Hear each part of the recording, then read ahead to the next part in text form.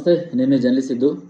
So బంగ్లాదేశ్లో minorities ఎలా ఉన్నారు, మైనార్టీస్ పరిస్థితి ఎలా ఉంది? అక్కడ మైనార్టీస్ అనేసరికి హిందువులు ఎవరైతే ఒకప్పుడు అక్కడ లీడింగ్ రిలీజియన్ హిందూయిజం ఉండేదో అది ఇప్పుడు మైనార్టీస్కి పడిపోయింది. మన పక్కలో బళ్ళల్లాగా ఎవరైతే పాకిస్తాన్, ఆఫ్ఘనిస్తాన్ అండ్ బంగ్లాదేశ్ ఈ 3 దేశాలు ఉన్నాయో ఆ 3 దేశాల్లో మైనార్టీస్ ఎలాంటి ప్లేస్లో ఉన్నారు అండ్ హిందూస్ మైనార్టీస్గా ఎలా మారారు అనే దానిపైన ఇప్పటికే చాలా వీడియోస్ చేశాము. అయినా కూడా అక్కడ ఎలాంటి గొడవలు జరగట్లేదు, అక్కడ అసలు ఏం జరగట్లేదు అనేసి చాలామంది అనుకుంటున్నారు.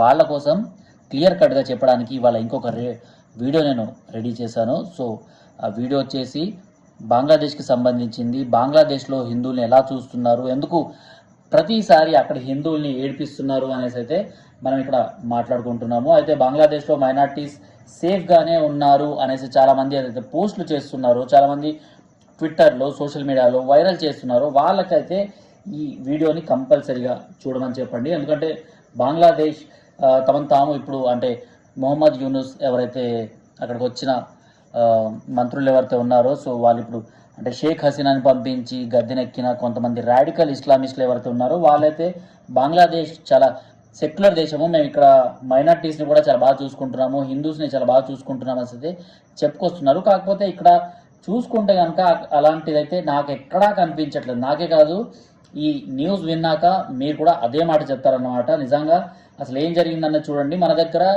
సెక్యులర్, మన భారతదేశాన్ని సెక్యులర్ భారతదేశం అంటారు. సరే ఓకే, సెక్యులరిజం అన్నది ఎప్పుడు యాడ్ చేశారు, ఎప్పుడు దాన్ని ఎప్పటి నుంచి ఫాలో అవుతున్నాము అన్నది మనందరికీ తెలిసిందే, ఇందిరాగాంధీ గవర్నమెంట్ నుంచి అనేసి. సో అది కాస్త పక్కన పెట్టిద్దాం. కాకపోతే ఇక్కడ ఏదైనా వినాయక చవితి నిమజ్జనం ఏదైనా జరుగుతున్నప్పుడు ఏదైనా అజాన్ వినిపించినా లేకపోతే నమాజ్ చేస్తున్నారు ముస్లిం సోదరులు అనేసరికి ఇక్కడి వినాయక చవితి మండపాల నుంచి బయలుదేరిన విగ్రహాలు ఆగిపోతాయన్నమాట. సో అలాంటి సెక్యులరిజాన్ని ఇక్కడ హిందూ అన్నదమ్ములు చూపిస్తారు. రీసెంట్గా హైదరాబాద్లో ఒక వినాయకుని పైన నెత్తిపైన టోపీ పెట్టిండ్రు అన్నమాట. సో అది దేవుడికి టోపీ పెట్టిండ్రు అనేసి తర్వాత వీళ్ళకి అర్థమవుద్ది అన్నమాట. సో దేవుడు కూడా వాళ్ళపైన టోపీ పెట్టాలి, వాళ్ళకి మంచి ఆశీర్వాదించాలి అనేసి అయితే నేను కోరుకుంటున్నా. అయితే సరే, బంగ్లాదేశ్లో ఇప్పుడు మన భారతదేశం గురించి మనం మాట్లాడుకున్నాం కదా. భారతదేశంలో అంటే ఇతర రిలీజియన్స్ని మనము ఎలా చూసుకుంటున్నాము, ఎలా వాళ్ళకి మనం రెస్పెక్ట్ ఇస్తున్నాము అన్నది మనందరికి తెలిసిందే. కాకపోతే బంగ్లాదేశ్లో దానికి భిన్నంగా అవుతుంది. పాకిస్తాన్లో ఆల్రెడీ అయిపోయింది. పాకిస్తాన్లో కుక్క దెబ్బలు తింటూ మన వాళ్ళు అక్కడ బతుకుతున్నారు, మన హిందూ అమ్మాయిల్ని అక్కడ ఎత్తుకుపోతున్నారు. కాకపోతే ఇటు బంగ్లాదేశ్ ఇప్పుడు కొత్తగా ఈ చాప్టర్ రిలీజ్ అయిందన్నమాట. సో బంగ్లాదేశ్ తమలోని రాడికలైజేషన్ ఏదైతే ఉందో, తమలోని రాడికల్స్ బిహేవియర్ ఏదైతే ఉందో అదంతా బయట చూపిస్తుంది. ఇప్పుడు బయట చూపిస్తూ అక్కడ ఇప్పుడు వినాయక చవితికి అండ్ రాబోయే దుర్గా నవరాత్రులకు ఎవరైనా కానీ నమాజ్ అండ్ అజాన్కి 5 minutes ముందు అక్కడి లౌడ్ స్పీకర్లు, అక్కడి అమ్మవారి హారతులు ఏది ఉన్నా కూడా కట్టడి చేసుకోవాలి అనేసి అయితే అక్కడి ఈ తాలిబాన్ ప్రభుత్వం, ఎందుకంటే తాలిబాన్తో ఎందుకు పోలుస్తున్నాను అంటే తాలిబాన్ అన్నది షరియా లా ప్రకారమే ఉండాలి అనేసి నమ్మే ఒక ప్రభుత్వం అన్నమాట, ఆఫ్ఘనిస్తాన్కి సంబంధించిన ప్రభుత్వం. అలాంటి రాడికలైజేషన్ ఇప్పుడు బంగ్లాదేశ్లో మనకు కనిపిస్తుంది. అయితే బంగ్లాదేశ్లో ఎవరైతే హిందువులు మైనార్టీస్గా ఇంకా అక్కడ మిగిలిపోయినరో పాపం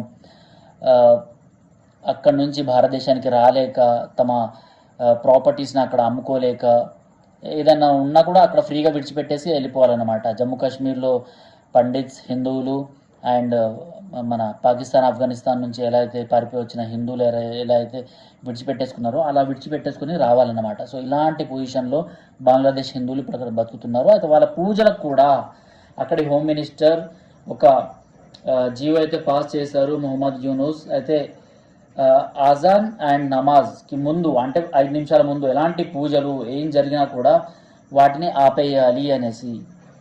సో అలాంటి ఏవైతే ఆపకపోతే మాత్రం వాళ్ళపైన అరెస్టులు ఉంటాయనేసి అయితే ఆయన ఒక ఫర్మానా జారీ చేసేసిండు. అయితే ఇలాంటిదే ఇంతకుముందు మనం ఈ ఇస్లామిక్ ప్రభుత్వాలు ఏవైతే పాకిస్తాన్, ఆఫ్ఘనిస్తాన్ ఇవన్నీ ఉన్నాయో అక్కడ చూసాము. ఇప్పుడు బంగ్లాదేశ్లో మనం కొత్తగా చూస్తున్నాం. కాకపోతే మనం ఇక్కడ ఆలోచించాల్సింది ఏంటంటే అక్కడ హిందువులు మెజారిటీగా ఉన్నప్పుడు అల్ తకియా అన్న సూత్రాన్ని వాళ్ళు యూజ్ చేశారు.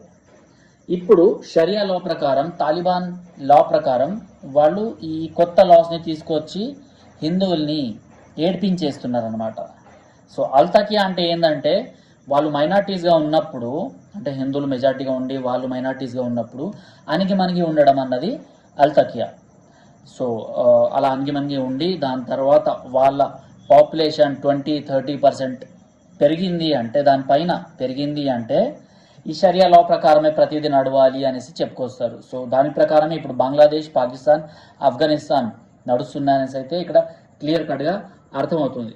అండ్ చలో బంగ్లాదేశ్లో అలా జరిగింది అంటే సరే, అక్కడ ఇస్లామిక్ రాడికలైజేషన్ ఇవన్నీ చాలా ఫాస్ట్గా మూవ్ అవుతున్నాయనేసి అనుకోవచ్చు. మరి మన భారతదేశంలో ఉన్న ఈ ముస్లిం సోదరులకు ఏమైంది? సూరత్లో వినాయక చవితి సెలబ్రేషన్స్ చేస్తున్నప్పుడు, వినాయక చవితి సెలబ్రేషన్స్ పైన అంటే విగ్రహారాధన చేస్తున్నారు అనేసి కొంతమంది పిల్లల్ని, 6 మంది పిల్లల్ని ముందు వరుసలో పెట్టి వాళ్ళతో స్టోన్ పెల్టింగ్ చేయించారనమాట.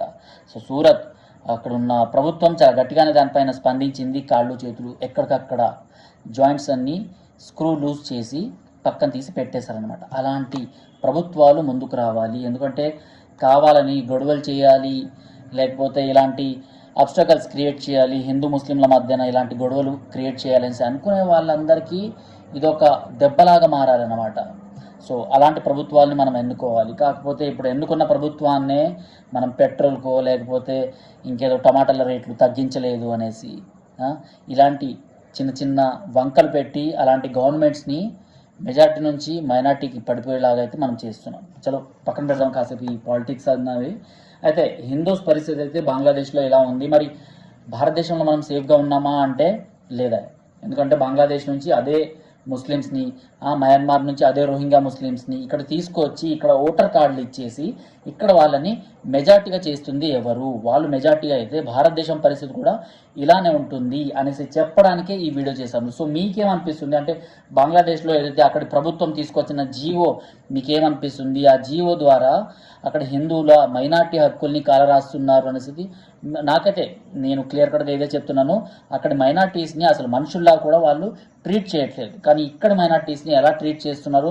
ఒక్కొక్క గవర్నమెంట్, అంటే అది ఏ గవర్నమెంట్ అయినా కానివ్వండి, ఇక్కడి మైనార్టీస్కి ఎలాంటి రాయితీలు ఇస్తుంది, ఎలాంటి సౌలభ్యాలు ఇస్తుంది అన్నది ఒక్కసారి మనం ఆలోచించుకోవాలన్నమాట. సో మీకేమనిపిస్తుంది దీనిపైన అన్నది కామెంట్ బాక్స్లో తెలపండి. టిల్ దెన్, జై హింద్, జై భారత్.